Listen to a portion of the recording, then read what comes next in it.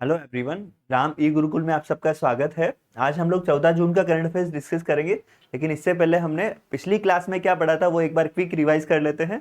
तो देखिए, पिछली क्लास की जो इम्पोर्टेंट न्यूज़ थी उसमें जो सबसे पहली न्यूज़ थी वो थी कि ऐसा व अज्ञात मरीजों के लिए निःशुल्क चिकित्सा सुविधा हेतु एमओयू किया गया है। देखिए, अज्ञात मतलब जो लावारिस मरीज है या जो मानसिक रूप से विक्षिप्त है, जिनका कोई नहीं है, उनके लिए जो राजस्थान में जो है निःशुल्क चिकित्सा सहायता के लिए जो है एमओयू किया गया। ये देखिए, दो मंत्रालयों में किया गया, एक तो सामाजिक न्याय और अधिकारिता मंत्रालय और चिकित्सा शिक्षा विभाग। तो दोनों के बीच में एमओयू किया गया। जैसे अभी वर्तमान में जो है मुख्यमंत्री आयुष्मान आरोग्य योजना माँ योजना संचालित है, उसमें प्रोविजन ये था कि उसके लिए आधार कार्ड या उसमें जो है जनाधार कार्ड की आवश्यकता थी। लेकिन यहाँ पे इस तरह के जो लोग हैं उनके लिए, उनके पास ना तो आधार कार्ड होता है ना जनाधार कार्ड होता है, तो उनके लिए जो है क्या प्रावधान किया जाए, उनके लिए राज्य में क्या जो निःशुल्क चिकित्सा सुविधा उपलब्ध कराई जाए, उसके लिए एमओयू किया गया। इसमें एनजीओ को अधिकृत किया जाएगा और एनजीओ अगर प्रमाणित कर दे कि ये लोग ऐसा है या लावारिस है, तो उन एनजीओ के आधार पर जो अधिकृत चिकित्सा संस्थान है उनमें ऐसे लोगों को निःशुल्क चिकित्सा सुविधा उपलब्ध करवाई जाएगी। आगे अपन बात करें नेक्स्ट न्यूज की, तो देखिए, बूंदी में स्टोन पार्क की स्थापना के लिए मंजूरी दी गई है राज्य सरकार द्वारा। बूंदी के तालेड़ा तहसील की कछालिया ग्राम में स्टोन पार्क स्थापित किया जाएगा। इसका उद्देश्य जो है वह एक तो इसमें जो इंडस्ट्रीज, उन्हीं इंडस्ट्रीज को अनुमति दी जाएगी जो गैर प्रदूषणकारी है, जो प्रदूषण से मुक्त है, उन्हीं इंडस्ट्रीज को प्राथमिकता दी जाएगी। इसका उद्देश्य जो है जो आर्थिक विकास को, जो इंडस्ट्रीज को बढ़ावा देना और रोजगार, जो लोकल लेवल पर रोजगार को प्रोत्साहन देना, इसका उद्देश्य है। इसके अलावा हमने जो पढ़ा था, एक इंपॉर्टेंट था कि जो अंडर 16 साबा कप के लिए बास्केटबॉल चैंपियनशिप जो मालदीव में आयोजित होगी, उसके लिए भारतीय टीम में राजस्थान से 2 खिलाड़ियों को शामिल किया गया। अब 2 खिलाड़ी कौन कौन से अपन ने डिस्कस किए थे, एक तो थे मोहम्मद रजा जो जैसलमेर से है, दूसरे थे अरमान मटोरिया जो श्री गंगानगर से थे। तो राजस्थान से 2 खिलाड़ियों को इसमें शामिल किया गया।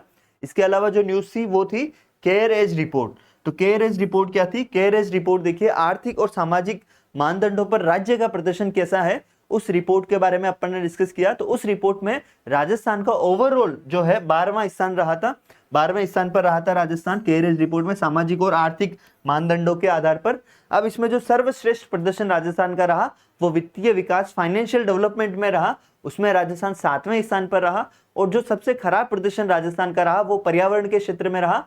पर्यावरण के क्षेत्र में राजस्थान ओवरऑल जो है वो 14वें स्थान पर रहा। तो ये अपने कल की इंपॉर्टेंट न्यूज थी।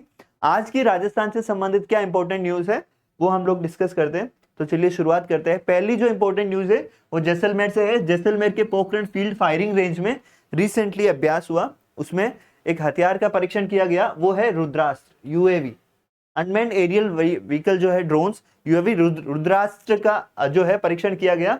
अब ये देखिए, इंपॉर्टेंट ये है कि जैसलमेर में अगर, राजस्थान में अगर कोई भी परीक्षण होता है, युद्धाभ्यास होता है या किसी का भी परीक्षण किया जाता है, तो राजस्थान के एग्जाम के पॉइंट ऑफ व्यू से वो सबसे इंपॉर्टेंट होता है। तो इसका रुद्रास्त्र का यूएवी रुद्रास्त्र का परीक्षण कहाँ किया गया? जैसलमेर के पोखरण फील्ड फायरिंग रेंज में किया गया। अब देखिए, रुद्रास्त्र क्या है ये आपको इस जो VTOL है इससे आप डायरेक्टली समझेंगे। रुद्रास्त्र जो यूएवी है वो है vertical take off and landing. Vertical take off and landing, इसका मतलब क्या है? ये एक तरह का ऐसा जो ड्रोन है, ऐसा यूएवी है जिसके लिए आपको रनवे की आवश्यकता नहीं होती है। ये कहीं भी लैंड हो सकता है, कहीं से भी टेक ऑफ कर सकता है। तो ये है, इसकी जो रेंज है वो 170 किलोमीटर है, मतलब 170 किलोमीटर तक ये मार कर सकता है। और इस अपने साथ ये छोटे बम भी ले जा सकता है जो टारगेट को हिट कर सकते हैं। तो ये इसकी स्पेशलिटी है कि ये सीमावर्ती क्षेत्रों की सुरक्षा के लिए ये बहुत इंपॉर्टेंट रहेगा। और इसको जो डेवलप किया है वह इसको किया solar defence and aerospace limited जो संस्था है, इसने इसे डेवलप किया है। तो ये इसका टोटल ओवरऑल इसका सार है कि इसका परीक्षण जो है रुद्रास्त्र यूएवी का परीक्षण जैसलमेर के पोखरण फील्ड फायरिंग रेंज में किया गया। तो ये आपके एग्जाम के पॉइंट ऑफ व्यू से इंपॉर्टेंट है। आगे अपन नेक्स्ट न्यूज की बात करें तो देखिए, नेक्स्ट न्यूज है, पहली बार काले हरिणों का स्थानांतरण किया गया देश में, पहली बार वो अपने राजस्थान में किया गया। वो कहां से किया गया? देखिए, एक जो तालछापर अभ्यारण्य है, तालछापर अभ्यारण्य चूरू में है। चूरू में तालछापर अभ्यारण्य में सर्वाधिक काले हरिण पाए जाते हैं।